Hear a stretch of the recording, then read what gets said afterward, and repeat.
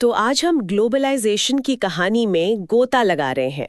जब हम ये शब्द सुनते हैं ग्लोबलाइजेशन, तो दिमाग में अक्सर आज की दुनिया आती है, इंटरनेट, बड़ी बड़ी कंपनियां। लेकिन जो सोर्स हमारे पास है वो बताते हैं कि दुनिया के जुड़ने की कहानी ये तो हजारों साल पुरानी है। बिल्कुल। और ये कहानी कोई सीधी सपाट नहीं है। इसमें सिल्क रूट का रोमांस है तो गुलामी का दर्द भी है। इसमें आलू जैसी छोटी सी चीज से दुनिया बदल देने की ताकत है तो बीमारियों से पूरी की पूरी सभ्यताओं के मिट जाने का खौफ भी। तो आज हम इसी उलझे हुए जाल को समझने की कोशिश करेंगे कि कैसे सामान, लोग, पैसा और यहाँ तक कि कीटाणुओं ने भी दुनिया भर में घूमकर वो दुनिया बनाई जिसमें हम आज जी रहे हैं। हाँ, चलिए एकदम शुरुआत से शुरू करते हैं। हाँ, मतलब कितना पुराना हो सकता है ये कनेक्शन? आप सोचिए, आज से करीब 5000 साल पहले सिंधु घाटी की सभ्यता का समुद्री व्यापार आज के पश्चिमी एशिया के साथ चल रहा था। 5000 साल पहले? जी। मालदीव के कौड़ियां, जिन्हें उस जमाने में पैसे की तरह इस्तेमाल किया जाता था, वो चीन और पूर्वी अफ्रीका तक पहुंच रही थीं। तो ये नेटवर्क बहुत बहुत पुराना है। लेकिन सबसे मशहूर नेटवर्क तो हमेशा से सिल्क रूट ही रहा है। पर नाम से तो ऐसा लगता है कि बस रेशम का व्यापार होता होगा। हाँ, नाम थोड़ा धोखा देता है। सिल्क रूट सिर्फ एक रास्ता नहीं था, बल्कि जमीनी और समुद्री रास्तों का एक विशाल जाल था। अच्छा। और इस पर सिर्फ चीन का रेशम ही पश्चिम नहीं जाता था। भारत के मसाले और कपड़े, चीन के मिट्टी के बर्तन सब जाते थे। और बदले में यूरोप से सोना चांदी जैसी कीमती धातुएं एशिया पहुंचती थीं। तो ये एक तरह से टू वे ट्रैफिक था। बिल्कुल। और ये सिर्फ सामान का ट्रैफिक नहीं था, ये विचारों का भी था, संस्कृति का भी था। जैसे? देखिए, बौद्ध धर्म पूर्वी भारत से निकलकर इसी सिल्क रूट के जरिए मध्य एशिया, चीन और उससे भी आगे फैला। माना जाता है कि शुरुआती ईसाई मिशनरी और बाद में मुस्लिम प्रचारक भी इसी रास्ते से एशिया के अलग-अलग हिस्सों में पहुंचे। तो ये रास्ते असल में विचारों के हाईवे थे। और खाने पीने की चीजों की भी? मुझे वो स्पेगेटी वाली बात हमेशा बहुत दिलचस्प लगती है। क्या ये सच है कि वो चीन के नूडल से निकली है? हाँ, ये थ्योरी बहुत मजबूत है। माना जाता है कि अरब व्यापारी नूडल्स को चीन से सिसिली यानी इटली तक ले गए। ये दिखाता है कि खाना भी कैसे सफर करता है और हर नई जगह जाकर अपना रूप बदल लेता है। ठीक कहा। और ये तो कुछ भी नहीं है। आज हम जो रोज खाते हैं, आलू, मक्का, टमाटर, मिर्च, शकरकंद, इनमें से कुछ भी 500 साल पहले तक भारत या यूरोप में नहीं था। एक मिनट, क्या मतलब हमारे पूर्वजों ने कभी आलू या टमाटर देखा ही नहीं था? नहीं। तो ये सब आया कहाँ से? ये सब आया अमेरिकी महाद्वीपों से। जब क्रिस्टोफर कोलंबस ने गलती से अमेरिका की खोज की, तो इन महाद्वीपों और बाकी दुनिया के बीच करोड़ों साल की दूरियां खत्म हो गईं और वहां से ये सारी फसलें यूरोप और एशिया पहुंची।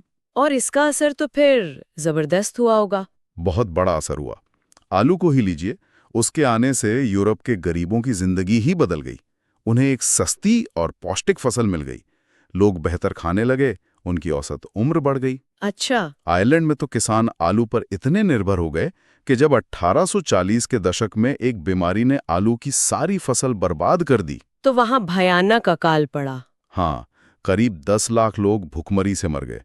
इसे आयरिश पोटैटो फैमाइन कहते हैं। एक सब्जी पर इतनी निर्भरता कि उसके न होने से 10 लाख लोग मर जाएं, ये सोचना भी मुश्किल है। यही दिखाता है कि ग्लोबल कनेक्शन कितने शक्तिशाली और कितने नाजुक हो सकते हैं। लेकिन अमेरिका की खोज का एक और इससे भी ज्यादा भयानक पहलू था। वो क्या? यूरोपीय विजेता जब अमेरिका पहुंचे तो उनका सबसे घातक हथियार तोप या तलवार नहीं थे। तो फिर क्या था? कीटाणु, खासकर चेचक, स्मॉल पॉक्स के कीटाणु। ओह। क्योंकि अमेरिका बाकी दुनिया से लाखों सालों से कटा हुआ था, वहां के मूल निवासियों के शरीर में यूरोप से आई इन बीमारियों से लड़ने की कोई क्षमता ही नहीं थी। मतलब कोई इम्यूनिटी नहीं थी? बिल्कुल। चेचक वहां एक महामारी बनकर फैली और उसने पूरे के पूरे समुदायों को साफ कर दिया। इससे यूरोपीय लोगों के लिए वहां कब्जा करना बहुत आसान हो गया। तो अनजाने में ही बीमारियों ने यूरोप की जीत का रास्ता बना दिया था। हाँ। तो ये कीटाणुओं और खाने पीने की चीजों का लेन देन तो दुनिया को हमेशा के लिए बदल रहा था। लेकिन फिर 19वीं सदी यानी 1800 के दशक में कुछ ऐसा हुआ जिसने इस पूरी प्रक्रिया को एक अलग ही रफ्तार दे दी। बिल्कुल। 1800 के दशक तक ये जीत सिर्फ हथियारों या कीटाणुओं से नहीं, बल्कि एक बिल्कुल नई चीज से तय होने लगी थी, अर्थव्यवस्था। अर्थशास्त्री कहते हैं कि उस वक्त 3 चीजें बहुत तेजी से दुनिया में बहने लगी। या कह सकते हैं कि 3 फ्लो बहुत तेज हो गए। कौन से 3 फ्लो? पहला, व्यापार का फ्लो, यानी सामान का, खासकर कपड़े और गेहूं जैसी चीजों का। ठीक है। दूसरा, श्रम का फ्लो, यानी लोगों का जो काम की तलाश में एक देश से दूसरे देश जा रहे थे। और तीसरा, पूंजी का फ्लो, यानी पैसे का, जो निवेशक लंबी दूरी के प्रोजेक्ट्स में लगा रहे थे। और इन तीनों ने मिलकर एक जटिल वैश्विक अर्थव्यवस्था को जन्म दिया। हाँ, इसका सबसे अच्छा उदाहरण है ब्रिटेन। 18वीं सदी के अंत तक ब्रिटेन की आबादी तेजी से बढ़ रही थी, तो वहाँ खाने की मांग भी बढ़ी। अनाज की? हाँ, अनाज की।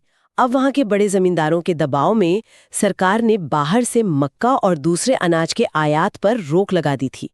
इन कानूनों को कॉर्न लॉ कहते थे। तो ये कॉर्न लॉ हटाना सिर्फ खाने पीने की बात नहीं थी, ये तो एक तरह से सत्ता का हस्तांतरण था, जमींदारों से फैक्ट्री मालिकों की तरफ। बिल्कुल, यही वो गहरा इंसाइट है। उद्योगपतियों और शहर में रहने वाले लोगों ने दबाव बनाया कि ये कानून हटाए जाएं, ताकि बाहर से सस्ता अनाज आ सके। जब ये कानून हटे तो ब्रिटेन के बाजार सस्ते अनाज से भर गए। ब्रिटेन के किसान इसका मुकाबला ही नहीं कर पाए। हजारों लोग बेरोजगार हो गए और या तो शहरों में चले गए या फिर अमेरिका और ऑस्ट्रेलिया जैसे देशों में। और ब्रिटेन में अनाज की इस मांग का असर पूरी दुनिया पर पड़ा होगा। जाहिर है, इस मांग को पूरा करने के लिए पूर्वी यूरोप, रूस, अमेरिका और ऑस्ट्रेलिया में बड़े पैमाने पर जमीनें साफ की गईं और खेती शुरू हुई। लेकिन सिर्फ जमीन साफ करना तो काफी नहीं था। नहीं, इन खेतों को बंदरगाहों से जोड़ने के लिए रेलवे लाइनें बिछानी पड़ी, नए बंदरगाह बनाने पड़े। और इन सब कामों के लिए पैसा और मजदूर चाहिए थे। बिल्कुल ठीक पकड़ा आपने। पैसा आया लंदन जैसे वित्तीय केंद्रों से, और मजदूर आए यूरोप के उन इलाकों से जहां बेरोजगारी थी। अंदाजा है कि उस दौर में लगभग 5 करोड़ लोग यूरोप छोड़कर अमेरिका और ऑस्ट्रेलिया जाकर बस गए। 5 करोड़ लोग? हाँ, तो आप देख रही हैं कैसे ये तीनों फ्लो, सामान, लोग और पैसा, एक साथ काम कर रहे थे।